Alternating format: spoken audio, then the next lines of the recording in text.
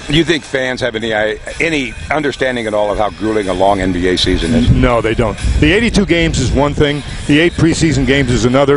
The playoffs are another, but it's the travel and the late hours, Dale. All right, here's what they do need for a little bit of help. All those games, all that travel. It's even harder on the body when you're older. Now, 30-something isn't as old to me as it used to be, but in NBA years, it's very old. So you look for any little thing that helps, and the Mavericks have found it. And George Reba has found it too. George? Yeah, what they found kind of makes a lot of sense. We see them sitting around with their feet in buckets of ice after basketball games all the time. Well, there's a new technology out there that might be better than old-fashioned ice. What a game and what a series! The Mavericks reached the NBA Finals despite being the oldest team in the league.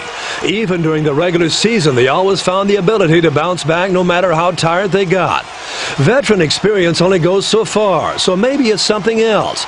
Maybe it's cryotherapy.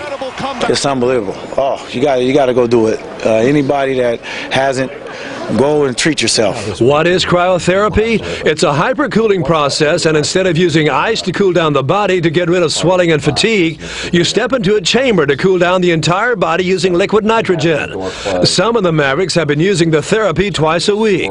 You just can't get that effect in an ice bath. Even though an ice bath is excruciating and painful, it's a different type of cold. And it's a tissue penetrating cold. I mean, that's where the benefit comes in. Cryotherapy was developed in Japan in 1978 and has been used in Europe for the last 20 years. Eric Rauscher of Millennium Ice in Plano says only 10 systems like this currently exist in the United States, and the Mavericks have access to this one. It revives you, gives you a youthfulness, and if you have any aches and pains, instantly when you step out of that chamber, you're revived. Okay. The coldest place on Earth is Antarctica, where it's been known to get down to minus 129 degrees Fahrenheit. In here, it gets down to minus 220 to 250. That makes this place even colder than the coldest place on Earth. In a second, I'm going to press start. What you're going to want to do is every time you hear that blast of cold air, just turn a little bit in the chamber. It's up there. Or down there, I should say. You're hovering right at about minus 240, minus 250 Fahrenheit. Within 60 seconds, the skin temperature drops to between 30 to 35 degrees.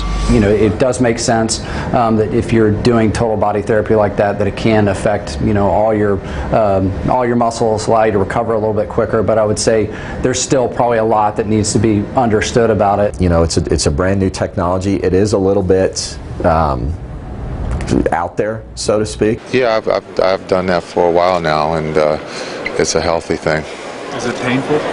It's cold. It's not painful, but it is cold. You just do it in a few minutes. How bad is it? No, it's cold.